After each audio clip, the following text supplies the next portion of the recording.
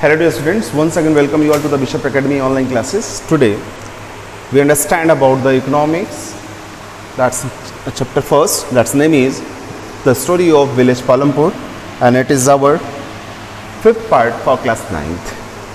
So dear students, our today's topic is question and answer which is given in your books. तो क्या क्या question answer है उसको थोड़ा सा देख लेते हैं. तो लॉन्ग क्वेश्चन हमारे पास है, थोड़ा सा इसका डिस्क्रिप्शन रखना ज़रूरी इसलिए होता है कि कई बार आप चीज़ों को सही तरीके से समझ पाते हो. क्वेश्चन क्या था, describe the main features of the Palampur. तो पालमपुर के फीचर्स के बारे में बात की गई थी. ठीक है, तो पालमपुर के फीचर्स में नॉर्मली क्या है कि वहाँ की जो मेन इकोनॉमिक एक्टिविटीज़ है, ठीक है, वो फार्मिंग है.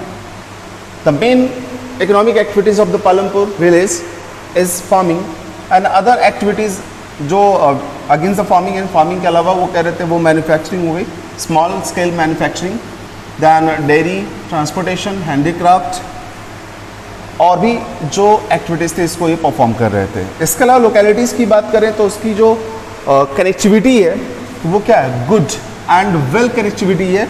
ठीक है, नेबरिंग विलेज और जो ऑल वेदर रोड भी वहाँ पे अवेलेबल है. इसके साथ साथ देखें तो टोटल 500 फैमिलीज़ वहाँ पे रहती हैं, जिसमें से जो ज़्यादा कई फैमिलीज ऐसी हैं जो सिविल कॉस्ट से बिलोंग करती हैं और जो उनका जो घर वगैरह है वो कच्चा मकान भी है और पक्का मकान भी है. कच्चा मकान का मतलब जो बैम्बूज वगैरह से बना हो, जो सीमेंट एंड ब्रिक से ना बना हो, और पक्का मकान जो सीमेंट एंड ब्रिक से बना हो. तो जो बड़े मकान थे उनको हवेली के नाम से जाना जाता था. एंड द फैसिलिटीज़ की बात करें तो वहाँ electric facilities, school, primary health, ये सारी फैसिलिटीज़ वहाँ पे अवेलेबल हैं. तो इसका जो डिस्क्रिप्शन अगर आपने राइट कर लिया, क्योंकि मैंने सेक्शन ए में पढ़ा दिया था ऑलरेडी और तो वहाँ पे बच्चों ने लिख रखा है, तो ये आंसर फर्स्ट के लिए होता है. और अभी आगे इसमें थोड़े से कंटेंट आते हैं जो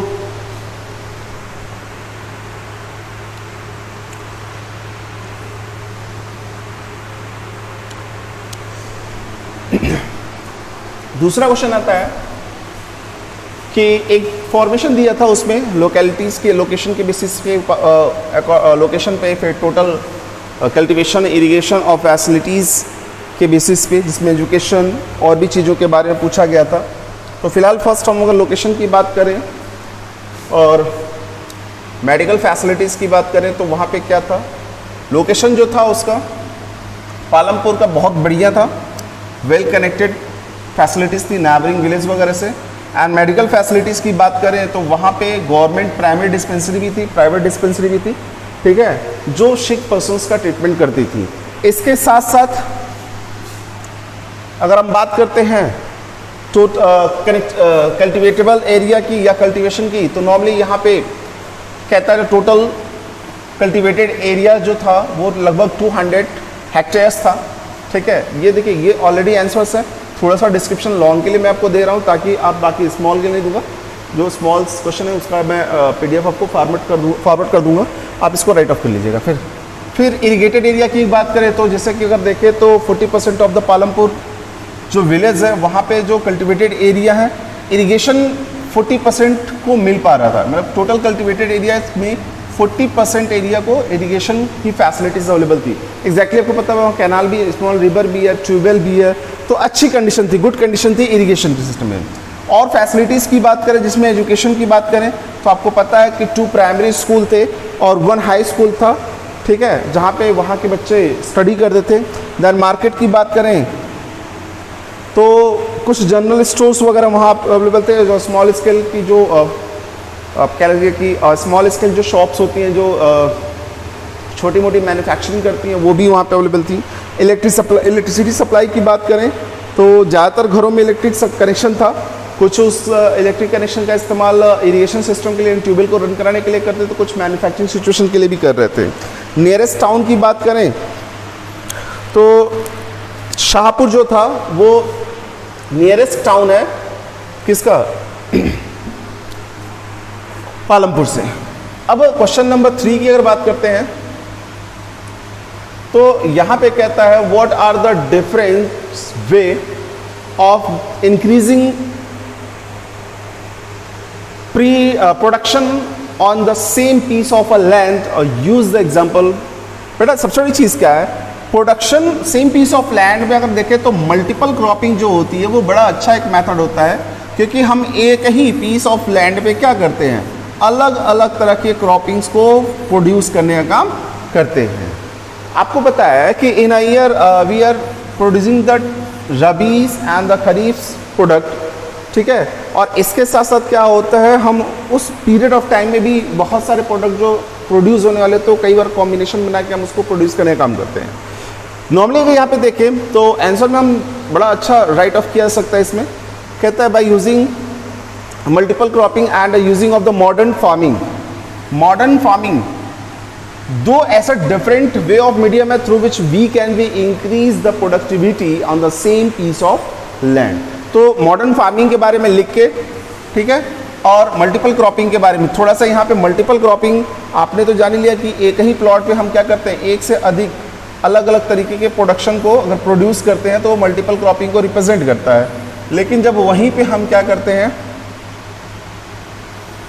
ये मल्टीपल क्रॉपिंग हो गया, एक ही लैंड पे हम क्या करें, अलग अलग प्रोडक्ट को प्रोड्यूस करने का काम करें।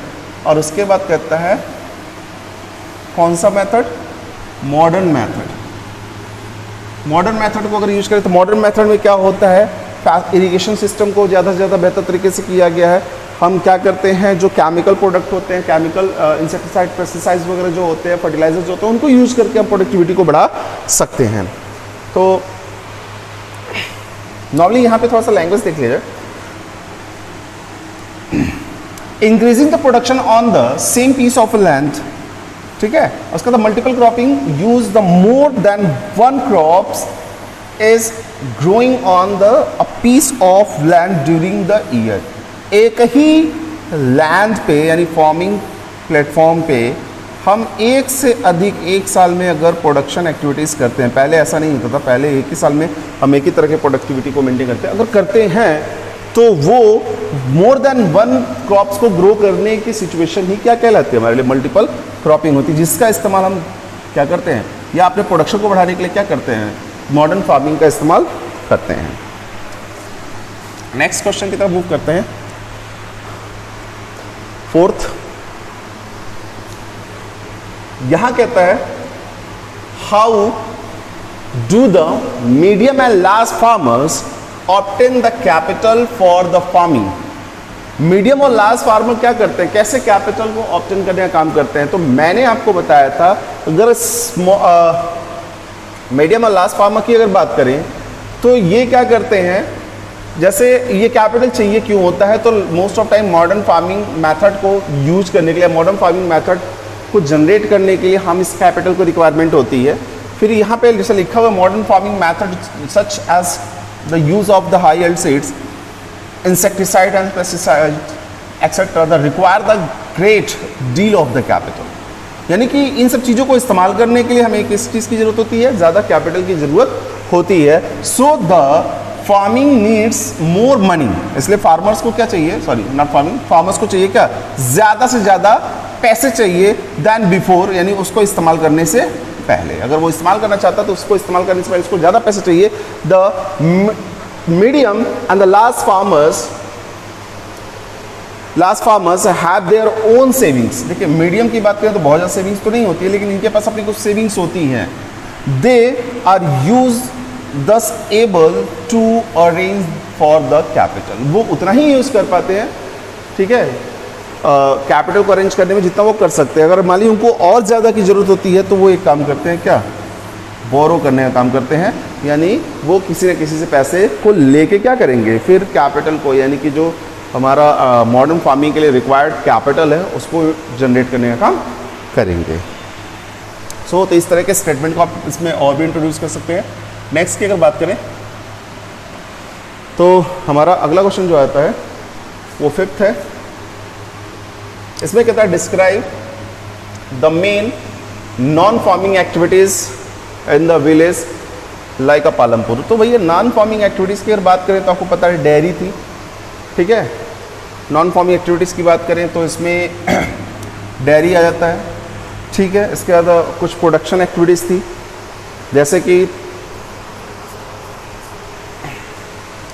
डेयरी हो गया, ट्रांसपोर्टेशन हो गया, शॉपकीपिंग हो गया, ठीक है, और प्रोडक्शन मैन्युफैक्चरिंग यूनिट्स हो गई छोटी छोटी। तो ये सारे नॉन फॉर्मिंग एक्टिविटीज़ हैं, इनको हम राइट ऑफ कर सकते हैं। उसी के बारे में यहाँ पे डिटेल भी क्लियरली फाइल किया गया है, ठीक है। इसका मैं आपको फॉरवर्ड कर दूंगा इसको। नेक्स्ट क्वेश्चन की अगर बात करते हैं, जो 6 नंबर है, यहां कहता है what are the main requirement for on the factor of production.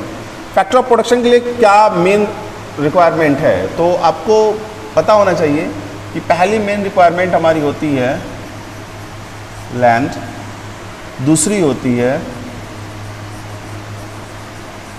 Labour, और तीसरी होती है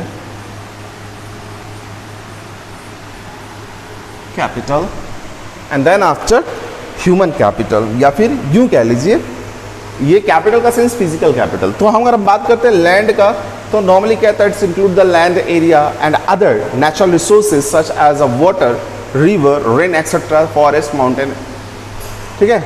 एंड देन आफ्टर दूसरा कहता है क्या, लेबर की बात करें, the man power required for the all the works, the labour works the both physical and mental activities. ये दोनों तरह के काम करने का काम करते हैं कौन, लेबर, क्योंकि हम सारा मटेरियल रख भी लें, अगर ये ना हो तो हम काम को परफॉर्म नहीं कर पाते हैं। फिजिकल कैपिटल की बात करें तो उन इनपुट्स की बात करता है जिसके थ्रू हम फर्दर प्रोडक्शन को, यानी कि प्रोडक्शन को मेंटेन करने का काम करते हैं। And then after human capital, human capital की बात करें तो इसमें नॉलेज आ जाता है, देन आप उसके साथ साथ एंटरप्राइजेस की कॉन्सेप्ट बताने की, वो जो बिजनेस को ऑपरेट करने के साथ साथ उसको मेंटेन करने का काम करता है। तो ये सारे डिटेल्स अगर हम राइट ऑफ करते हैं इसमें, तो हमारा ये इस क्वेश्चन का आंसर भी क्लियर हो जाता है। 7वां क्वेश्चन जो होता है वो ये कह रहा है कि briefly maintain the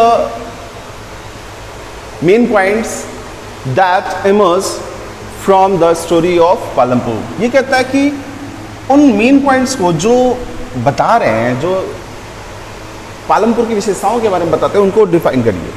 तो यहाँ पे नॉर्मली कहता है the story of the Palampur teaches us the some basic concept of the production. Basic concept of the production मतलब क्या, land, labour, capital and entrepreneurship. ये बताता है कि ये 4 बेसिक कॉन्सेप्ट होते हैं जो प्रोडक्शन के लिए हमें जरूरी होते हैं, यानी इनके बगैर हम प्रोडक्शन नहीं कर सकते। ये तो पहला नॉलेज हो गया।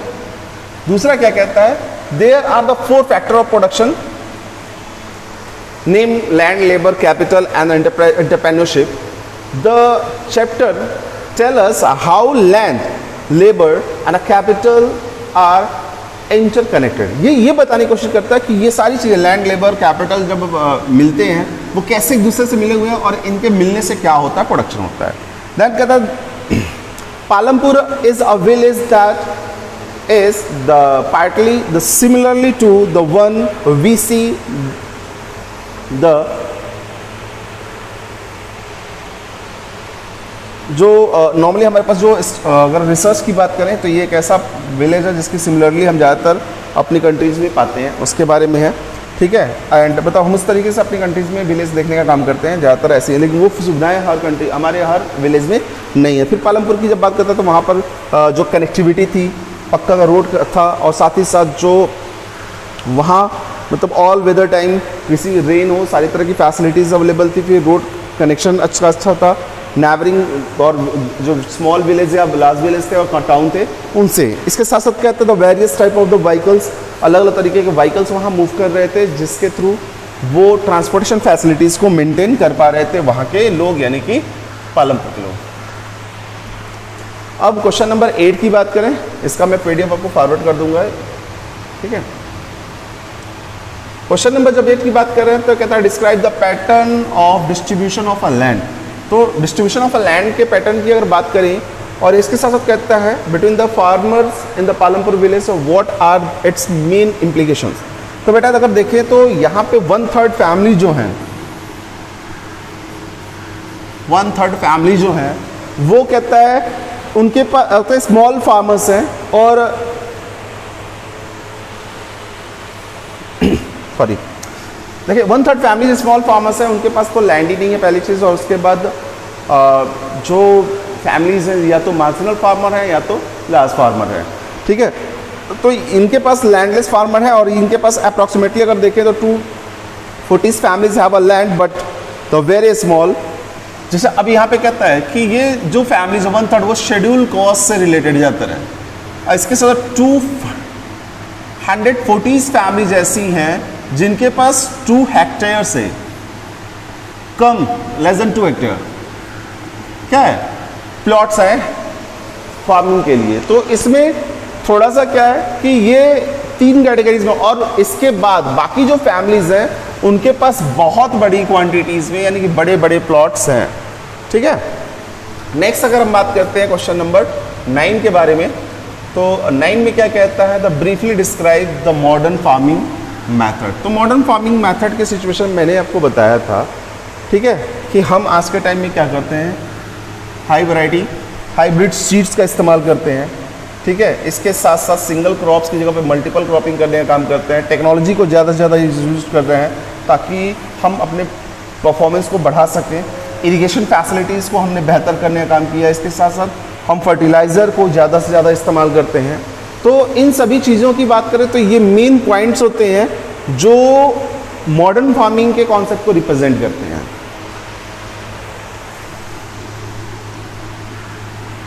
आई होप सो डियर स्टूडेंट्स कि आपको ये सारी चीज़ें समझ में आई होंगी। अगर कहीं कोई कन्फ्यूज़न रहता है तो आप गूगल क्लासरूम के थ्रू डिस्कस कर सकते हैं, और इसके साथ साथ मैं इसका PDF भी आपको फॉरवर्ड कर दूंगा क्वेश्चन आंसर का।